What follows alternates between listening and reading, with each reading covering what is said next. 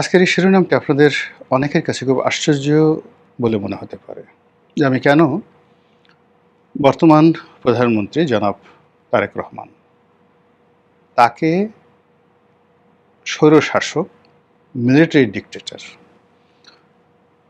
এবং এখনও বাংলাদেশে যাকে নিয়ে মিশ্র প্রতিক্রিয়া রয়েছে সেই আইয়ুব খান, পাক ভারত উপমহাদেশ কাঁপানো আইয়ুব খান, যিনি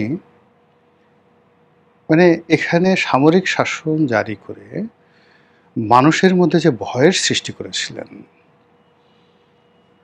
পৃথিবীর ইতিহাসে গত ১০০ বছরে এরকম আতঙ্ক আর কেউ তৈরি করতে পারেনি। অন্যদিকে পাকিস্তানের অর্থনীতি ৫৮ থেকে ৬৮ সাল পর্যন্ত তিনি যে জায়গাতে পৌঁছে দিয়েছিলেন, পাকিস্তানের মিলিটারি, সিভিল ব্যুরোক্রেসি, তারপর জুডিশিয়ারি, এটাকে এমন একটা জায়গাতে পৌঁছে দিয়েছিলেন যার উদাহরণ আমাদের এশিয়াতে অন্য কোনো দেশের কোনো রাষ্ট্রনায়ক দেখাতে পারবেন না। তো এই মানুষটির একটি গুণাবলী এবং একটি আশ্চর্য সিদ্ধান্ত সম্পর্কে আমি সম্প্রতি জানলাম। বাংলাদেশের কিংবদন্তির একজন সিভিল ব্যুরোক্র্যাট, তার নাম মোকাম্মেল হক। সিএসপিতে তিনি ফার্স্ট হয়েছিলেন। এরশাদের জমানাতে যে টপ 10 10 জন শীর্ষ সচিব ছিলেন যারা ডিসিশন মেকিং করতেন এবং এরশাদকে চালাতেন, তাদের মধ্যে অন্যতম ছিলেন এই মোকাম্মেল হক। খুবই বনেদি পরিবারের সন্তান। আপনারা হয়তো অনেকেই ব্রিটিশ জমানাতে মুসলিম ভারত পত্রিকা নামক একটি বিখ্যাত, কলকাতা থেকে বের হতো, মুসলিম নবজাগরণের একটি পত্রিকা, মুসলিম ভারত। এই পত্রিকার সম্পাদক ছিলেন সেই কবি মোজাম্মেল হক, মোকাম্মেল হকের বাবা। তো এই মোকাম্মেল হক সিএসপিতে এলেন এবং তার একটি অতি আশ্চর্য ঘটনা বলে আমি পরবর্তী প্রকল্পে যাব বা কথায় যাব। তিনি মাত্র ২৫ বছর বয়সে গ্রেটার ময়মনসিংহ, আপনি চিন্তা করুন এখানকার ময়মনসিংহ, তার সঙ্গে সঙ্গে শেরপুর, জামালপুর, নেত্রকোনা, এই পুরো অঞ্চল গ্রেটার ময়মনসিংহ, সেই গ্রেটার ময়মনসিংহের ডিসি। আর ওই এলাকার বাসিন্দা ছিলেন গভর্নর মোনায়েম খা। বোঝার চেষ্টা করুন, ২৫ বছরের একজন যুবক ডিসি। তো সেই মোকাম্মেল হক সাহেব যখন ডিসি, তখন সারা বাংলাদেশ উত্তাল, সম্ভবত ৬৮-৬৬ বা এরকম কোনো একটা সময়।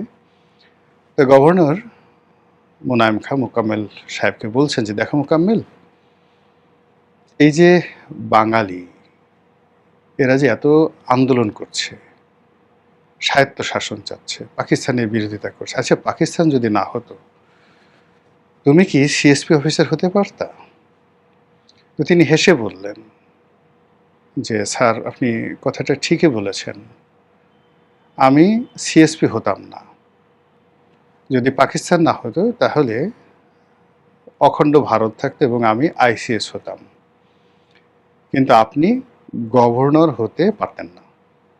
এই কথাটা মোকাম্মেল হক সাহেব আমাকে বলেননি, তারই একজন সতীর্থ আর একজন বিখ্যাত সিএসপি আমাকে এই কথাটা বলেছিলেন।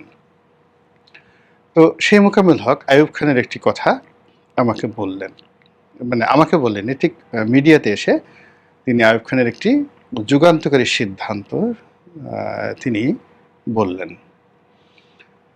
তো এই কারণে আমার কাছে মনে হলো যে তারেক রহমান সাহেব কি আইয়ুব খানের মতো এরকম একটা যুগান্তকারী সিদ্ধান্ত নিতে পারবেন, নাকি তিনি তার বাবার মতো গতানুগতিক এবং ব্যতিক্রমধর্মী কিছু সিদ্ধান্ত নেবেন, নাকি শেখ হাসিনার মতোই যেভাবে দেশ চালিয়েছেন শেখ হাসিনা তিনি সেভাবে চালাবেন। বিষয়টি যতটা হালকা মনে হচ্ছে ততটা হালকা নয়, অতি গুরুত্বপূর্ণ। আমাদের রাজনীতির একটা টার্নিং পয়েন্ট যাচ্ছে। এই রাজনীতিতে আমরা সম্পূর্ণরূপে গণতন্ত্র হারাতে বসেছি অথবা একটি নতুন গণতন্ত্র পেতে যাচ্ছি। এখানে তারেক রহমান সাহেবের সফলতা বিএনপির সফলতা, বিএনপির সফলতা মানে গণতন্ত্রের সফলতা। তারেক রহমান সাহেবের ব্যর্থতা মানে বিএনপি আওয়ামী লীগের মতোই নাই হয়ে যাবে এবং আমাদের রাজনীতিতে কালা পাহাড় ধলা পাহাড়ের মতো আওয়ামী লীগ আছে তো বিএনপি আছে, বিএনপি আছে তো আওয়ামী লীগ আছে। যদি এই মুহূর্তে আওয়ামী লীগ পর্দার আড়ালে যেভাবে নাই হয়ে আছে, একইভাবে যদি কোনো কারণে বিএনপিকে নাই করে দেওয়া যায়, এদেশের গণতন্ত্র কম করে হলো 30 থেকে 35 বছর। আমাদের এই যে এশিয়াতে যে সকল রাষ্ট্রে গণতন্ত্র চলে গিয়েছিল, যেমন ইন্দোনেশিয়াতে চলে গিয়েছিল সৌহার্দ্য, সব মিলিয়ে গণতন্ত্র ফিরে আসতে 30 থেকে 35 বছর সময় লেগেছে। মিশরে এখনো পর্যন্ত গণতন্ত্র আনয়ন করা যায়নি, পাকিস্তানেও গণতন্ত্র এখনো পর্যন্ত আনা যায়নি। প্রথম পাকিস্তানের গণতান্ত্রিক প্রধানমন্ত্রী বেনজির ভুট্টো যেভাবে এলেন, তো তার আগে যদি তার বাবার সময়কাল, খুব সংক্ষিপ্ত সময়কাল বাদ দেন, পুরো সময়টা সেখানে মিলিটারি শাসন। তো সেক্ষেত্রে যদি ইন্দোনেশিয়ার মতো ঘটনা ঘটে, মিশরের মতো ঘটনা ঘটে, আমরাও অন্তত 30 থেকে 35 বছরের একটা জাতাকলে পড়ব। এর আগে আমরা মিলিটারি ডিক্টেটরশিপ দেখেছি, এগুলো 9 থেকে 10 বছরের মধ্যে যায়। 111 আমরা দেখেছি, 2 থেকে 3 বছর 111 যায়। কিন্তু একটা সিস্টেমেটিকভাবে পলিটিক্যাল শক্তির অবর্তমানে যদি সেটা মিলিটারি ডিক্টেটরশিপ হোক বা অন্য যে কোনো ফর্মে হোক, এরকম একটি প্রকল্প যদি আসে, সেটা অনেকটা বাসার আর লাসাদের মতো হতে পারে, তারপর ইন্দোনেশিয়ার সুহার্তোর মতো হতে পারে, পিনোশের মতো হতে পারে, আরও অনেক অসংখ্য নাম বলা যাবে। তো এজন্য তারেক রহমান সাহেবকে সিদ্ধান্ত নিতে হবে যে তিনি আসলে কী কাজ করবেন। ভূমিকা রেখে এখন মূল কাজে আসি। মোকাম্মেল হক সাহেব যেটা বলছিলেন যে তার সিএসপিতে চাকরি হলো কি করে, এর কারণ হলো যে তিনি 52 ভাষা আন্দোলনে একেবারে রাজপথে লড়াকু সৈনিক ছিলেন এবং জেলে গিয়েছিলেন এবং জেল খেটেছেন। আপনারা জানেন যে সরকারি চাকরি বিধির একটা প্রধান শর্ত হলো যে ক্রিমিনাল হিসেবে জেল খাটা যাবে না। তো তিনি সেই জেল খেটেছিলেন। তো জেল খাটার পরে তার তো চাকরি হওয়ার কথা না। তো আইয়ুব খানের জমানাতে তিনি সিএসপি পরীক্ষা দিলেন এবং সেখানে ফার্স্ট হলেন। এটা কি করে সম্ভব? এই প্রশ্ন যখন তাকে করা হলো, বা তিনি নিজেই বললেন যে আসলে আইয়ুব খান দেখলেন যে ঢাকা বিশ্ববিদ্যালয়ের বা বাঙালির যত মেধাবী সন্তানরা রয়েছেন তারা সামহাও রাজনীতির সাথে জড়িয়ে গেছে। তো এদেরকে আসলে নিয়ন্ত্রণ করা যাবে না। তারা হয়তো নকশাল হয়ে যাবে, তারা হয়তো আওয়ামী লীগ হয়ে যাবে, তারা হয়তো এই মেধাবী লোকগুলো যদি পরিপূর্ণভাবে রাজনীতিতে যায় তাহলে অন্তত এই অঞ্চলে তার সামরিক শাসন চালানো সম্ভব নয়। কাজেই এদেরকে সরকারি চাকুরিতে একীভূত করে রাখো। তারা দেশের প্রতি ভালোবাসা দেখাবে, কিন্তু একটা গণ্ডির মধ্যে থেকে তারা সরকারি কাজ করবে। তারা আওয়ামী লীগের প্রতি দুর্বলতা দেখাবে, কিন্তু তার সঙ্গে সঙ্গে তাদের হাত পা বাঁধা থাকবে পাকিস্তানের কাছে। এবং এই সিদ্ধান্ত অনুযায়ী যে সকল মেধাবী ছেলেরা বিভিন্ন আন্দোলনে লড়াই সংগ্রামে নেতৃত্ব দিয়েছে, মানে লেদু গেদু ধলা নয়, লিডারের পর্যায়ে ছিলেন, তাদের প্রায় সবাইকে, যারা সিএসপি হতে পেরেছেন তাদেরকে সিএসপি, আর যারা হতে পারেনি তাদেরকে অন্যান্য চাকুরিতে একীভূত করার একটা মাস্টার প্ল্যান, গোপন প্ল্যান নিয়ে আইয়ুব খান এদেরকে রিক্রুট করা শুরু করেন। ফলে কি হলো দেখুন, পুরো 10টি বছরে আওয়ামী লীগকে নেতৃত্ব দেওয়ার জন্য আসলে কোনো মেধাবী লোক ওরকম পাওয়া যায়নি, এবং এই কারণে তার চাকরি হয়েছিল। তাহলে আমি যেটা বলার চেষ্টা করছি যে তারেক রহমান সাহেব এখন যদি দেখা গেল যে এখন রাজনীতিতে আছেন, ছাত্র রাজনীতিতে আছেন, আওয়ামী লীগের রাজনীতিতে আছেন, খুব মেধাবী যারা লোকজন আছেন, তাদেরকে সামহাও রাষ্ট্রীয় পোর্টফোলিওতে, পদ পদবিতে যদি তাদেরকে আটকে ফেলা যায়, যাদের চাকরি আছে তাদের চাকরিতে বহাল রাখা যায়। ধরুন একজন পুলিশের ডিআইজি খুবই ডেডিকেটেড, এখন আপনি যদি তাকে চাকরিতে রাখেন, ইভেন ওএসডি করে রাখেন, এটার এক ধরনের প্রতিক্রিয়া। যখন আপনি চাকরি থেকে বের করে দেবেন, সে সারাক্ষণ বসে তার যে অভিজ্ঞতা আছে সেই অভিজ্ঞতা দিয়ে, তার যারা বন্ধুবান্ধব চাকরিতে এখনও আছে তাদেরকে বুদ্ধি দিবে, পরামর্শ দিবে এবং সরকার বিরোধী যত রকম কর্মকাণ্ড আছে তারা করবে। সিমিলারলি মিলিটারিতে, সিমিলারলি ব্যুরোক্রেসিতে যে সকল আমলা, কামলা যারা আছেন, বিচারক যারা আছেন, যারা চাকরিচ্যুত হয়েছেন, তারা কেউ বসে নেই। যেভাবে বিএনপির জমানাতে বিএনপি মাইন্ডেড যারা নেতাকর্মী ছিলেন, বিএনপি মাইন্ডেড যে সকল সরকারি কর্মকর্তা ছিলেন, তারা কেউ কিন্তু বসে ছিল না। এসপি লেভেলের কর্মকর্তারা, এমনকি ইন্সপেক্টরের লেভেলের কর্মকর্তারা লন্ডনে গিয়ে তারেক রহমান সাহেবের সাথে যোগাযোগ রক্ষা করতেন। কাজেই তারেক রহমান সাহেব যে গত 17 বছরে যে সকল মেধা সিভিল ব্যুরোক্রেসিতে, মিলিটারি ব্যুরোক্রেসিতে, স্টুডেন্ট পলিটিক্সে, ন্যাশনাল পলিটিক্সে জড়িত আছেন বা ছিলেন বা যারা নেতৃত্ব দিতেন সরকারকে, তারা কিন্তু কেউ বসে নেই। তারা প্রথম চেষ্টা করেছে পিঠ বাঁচানোর জন্য, দ্বিতীয় চেষ্টা করেছে চাকরি বাঁচানোর জন্য, তৃতীয় চেষ্টা যখন তারা দেখলো যে জেলে চলে গেছে বা পালাতে হয়েছে বা তারা গা ঢাকা দিতে হয়েছে, তখন তারা এখন এই সরকারের বিরুদ্ধে সর্বশক্তি দিয়ে চক্রান্ত করছে। It's a dangerous. এটা এত ডেঞ্জারাস যে একজন ওসি প্রদীপ, ধরুন কথায় কথা, এর মতো বা একজন হারুনের মতো ইফেক্টিভ অফিসার, বিপ্লবের মতো ইফেক্টিভ অফিসার, তারা পালিয়ে থেকে, মনিরের মতো অফিসার পালিয়ে থেকে যেভাবে পুলিশ বাহিনীকে বিভ্রান্ত করতে সক্ষম, এইভাবে ইন পাওয়ারে থেকে একজন কোহিনূর বলেন বা অন্য যাদেরকে এই মুহূর্তে দেয়া হয়েছে, তাদের মতো 100 জনের সেই কাজটি করতে পারবে না। এর কারণ হলো কোহিনূরদের জীবন অন্তত গত 20 বছর ধরে এমনভাবে তারা রোগাক্রান্ত হয়েছে, মানসিকভাবে বিষণ্ণ হয়েছে, রাতারাতি আত্মবিশ্বাস অর্জন করা সম্ভব নয়। আর অন্যদিকে এদের যে সমপর্যায়ে যে সকল কর্মকর্তা, কোহিনূরদের সমপর্যায়ে যে সকল কর্মকর্তারা চাকরিচ্যুত হয়েছেন, তারা এখনও তরতাজা। তাদের দেশে টাকা আছে, দেশের বাইরে টাকা আছে, তাদের স্ত্রী আছে, প্রেমিকা আছে এবং মৌজ এবং মাস্তি করার মতো যথেষ্ট সুযোগ তাদের আছে। তো এই সকল মানুষদের ব্যাপারে যে কোনোভাবে জনাব তারেক রহমান সাহেবকে একটা ইউনিক চিন্তা করতে হবে এবং একই সঙ্গে ছাত্রলীগ, যুবলীগ, এদের যে মেধাবী অংশটি রয়েছে দেশের ভিতরে, তাদেরকেও কাজে লাগাতে হবে জিয়াউর রহমান সাহেবের মতো, এরশাদ সাহেবের মতো।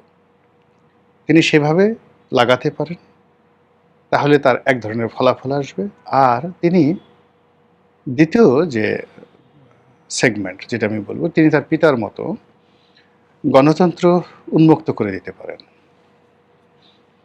যেমন ধরুন, এখন রাজনীতিতে আসলে তো হাসানুল হক ইনু, রাশেদ খান মেনন, এই সমস্ত মানুষদের যে লিজেন্ডারি ক্যারেক্টারিস্টিক্স রয়েছে, যারা জেলখানাতে আছে, ব্যবসা বাণিজ্যে যে সমস্ত সালমান এফ রহমানদের মতো লোকজন যারা আছেন, মানে তাদেরকে যদি কোনো কারণে সেই উন্মুক্তভাবে চলাফেরা করার সুযোগ দেওয়া হয় এবং সরকারি নজরদারিতে রাখা হয়, তাতে করে ইকোনমিক ক্ষতি হবে না, দেশের ক্ষতি হবে না এবং তারা সরকারের প্রতি কৃতজ্ঞ থাকবে। কিন্তু কোনো কারণে যদি আপনি তাদেরকে বল এবং ব্যাটের বা মাঠের বাইরে বের করে দেন প্রত্যেকটা লোককে, তাহলে এই লোকগুলো তাদের অর্থবিত্ত, টাকা পয়সা, যেগুলো ব্যাংকের সাথে লায়াবিলিটি আছে, সবগুলোকে ফিসিবিল্লা করে দিয়ে জীবনের শেষ সময়টা পর্যন্ত সরকারের বিরুদ্ধে তারা চক্রান্ত করতে থাকবে। এবং এই একই সমস্যার সমাধান করার জন্য জিয়াউর রহমান সাহেব তিনি মুসলিম লীগ, আওয়ামী লীগ, কমিউনিস্ট পার্টি, জাসদ সবাইকে রিহ্যাবিলিট করেছিলেন এবং যাদেরকে যারা সেই বঙ্গবন্ধুর জমানাতে যত বেশি ক্ষতিগ্রস্ত হয়েছিলেন, তিনি তাদেরকে তত বেশি রিওয়ার্ড দিয়েছেন, সম্মুখ সারিতে নিয়ে এসেছেন। বঙ্গবন্ধুর দ্বারা যারা তুচ্ছ এবং তাচ্ছিল্যের শিকার হয়েছেন দলের ভিতরে এবং বাইরে, তাদের সবাইকে সামাজিক মর্যাদা দিয়েছেন। যেমন ধরেন তোফায়েল আহমেদ, আমির হোসেন আমর, সুরঞ্জিত সেনগুপ্ত, তাদেরকে তিনি দলে ভেড়াতে পারেননি। বা ধরুন এই যে প্রেসিডেন্ট আব্দুল হামিদ সাহেব, তাকে মন্ত্রী বানানোর জন্য জিয়াউর রহমান সর্বোচ্চ চেষ্টা করেছেন, তিনি আসেননি, কিন্তু তার সামাজিক মর্যাদা, তার রাজনীতি করার অধিকার পরিপূর্ণভাবে তিনি বহাল রেখেছেন। ফলে এই লোকগুলো শহীদ প্রেসিডেন্ট জিয়াউর রহমানের প্রতি কৃতজ্ঞ ছিল। তারা আওয়ামী লীগের রাজনীতি করেছে, কিন্তু রাষ্ট্রবিরোধী কোনো ডিস্ট্রাকটিভ কোনো কর্মকাণ্ড করেনি। ফলে আপনি দেখুন জিয়াউর রহমানের যে পুরো কর্মকাল, সেই কর্মকালে আওয়ামী লীগের পক্ষ থেকে কোনো থ্রেট আসেনি। আন্দোলন হয়েছে, তারপরে শেষে রাজনীতির যে কূটকৌশল সবকিছু হয়েছে। জিয়াউর রহমানের যে মেইন প্রবলেম সেটা ছিল মিলিটারি ব্যুরোক্রেসি। সেখানে একের পর এক যাকে বলা হয় কু হয়েছে, এবং এটা মূলত জিয়াউর রহমান সাহেব দায়ী ছিলেন না। এই কুর জন্য বঙ্গবন্ধু জমানাতে রক্ষী বাহিনী ভার্সেস সেনাবাহিনী, সেনাবাহিনীর দুটো অংশ, পাকিস্তান ফেরত সেনাবাহিনী ভার্সেস মুক্তিযোদ্ধার সেনাবাহিনী। এরপর ৭৫-এর ১৫ই আগস্টের পরে ওই যারা ১৫ই আগস্টে হত্যাকাণ্ড ঘটিয়েছে তারা ভার্সেস সেনাবাহিনী। এরপর ৭ই নভেম্বর যখন ঘটল, ৭ই নভেম্বর ভার্সেস সেনাবাহিনী। মানে ৭ই নভেম্বরে যারা নায়ক ছিলেন তারাও তো ৭ই নভেম্বরে যে নায়ক, আজকের যারা সমন্বয়ক আছেন তাদের চেয়ে বেশি পাওয়ারফুল ছিলেন। কর্নেল তাহের ভার্সেস অন্যান্য যারা আছেন, সব মিলিয়ে সেনাবাহিনীর মধ্যে ছোট্ট একটা সেনাবাহিনী, তখন সাকল্য হয়তো ৩০-৩৫ হাজার সেনাবাহিনী ছিল বা ৪০,০০০ ছিল, নট মোর দ্যান দ্যাট। তো এই সেনাবাহিনী নিয়ে প্রতিটা মুহূর্তে তাকে টেনশনে কাটাতে হয়েছে। কিন্তু রাজনীতির মাঠটা কিন্তু তিনি ডিফিকাল্ট করে দিয়েছিলেন, পলিটিক্সকে ডিফিকাল্ট করে দিয়েছিলেন। যাকে টাকা দেওয়া দরকার, যাকে পদ দেওয়া দরকার, যাকে সম্মান দেওয়া দরকার, যাকে মন্ত্রী বানানো দরকার, এমপি বানানো দরকার, যাকে বিরোধী দলের নেতা বানানো দরকার, যাকে সংসদে আনা দরকার, এভরিথিং ম্যাটিকুলাসলি তিনি করেছিলেন অত্যন্ত সফলভাবে। জিয়াউর রহমান সাহেবের এই কর্মকাণ্ড এরশাদ সাহেব হুবহু নকল করেছিলেন। তো হুবহু নকল করেছিলেন, এবং তিনি একেবারে শেষ সময়টাতে এসে যেভাবে শেখ হাসিনা একটা ফাঁদে পড়েছিলেন, এরশাদও ঠিক একই একটা ফাঁদে তিনি পড়েছিলেন। তো সেই ফাঁদটাতে যদি তিনি পা না দিতেন তাহলে হয়তো ভিন্ন ইতিহাস হতে পারত। এখন তারেক রহমান সাহেব কি তার পিতাকে অনুসরণ করে আওয়ামী লীগকে রিভাইভ করবেন? জাসদ, অন্যান্য যে সকল ওয়ার্কার্স পার্টি, অন্যান্য যে সকল আওয়ামী লীগের যে সকল অ্যালাইড ছিলেন তাদেরকে মাঠে নামিয়ে দিয়ে বর্তমানে যারা রাজনৈতিক দলে বিরোধী দল হিসেবে আছেন সংসদে এবং সংসদের বাইরে, তাদেরকে একটা প্রতিযোগিতার মধ্যে ফেলে দিবেন এবং রাজনীতিটিকে তার বাবার মতো তিনি difficult, I will make the politics difficult for the politician. তিনি এখন সেই পলিটিশিয়ানদের রাজনীতিকে পলিটিক্সের মধ্যে ঢুকিয়ে দেবেন কিনা, এটাও তার একটা দ্বিতীয় অপশন। আর তৃতীয় অপশন হলো যে না রে বাপু, আমি সমস্ত ধানাই পানাই বরিশালের আঞ্চলিক ভাষা এগুলোর মধ্যে নেই, আমি শক্ত হাতে রুল করব, বিএনপির যে সমস্ত লোকজন রয়েছে তাদেরকে সুযোগ দেব, সুবিধা দেব, দলের বাইরে কোনো চিন্তা ভাবনা করব না। শেখ হাসিনা যেভাবে নিজের দলকে সুসংগত করেছেন, এখন আমিও বিএনপিকে সুসংগত করব, আর আমার সামনে যারা দাঁড়াবেন তো তাদের বিরুদ্ধে আমি সেই ব্যবস্থা নেব যে ব্যবস্থা শেখ হাসিনা নিয়ে ১৭ বছর টিকেছে।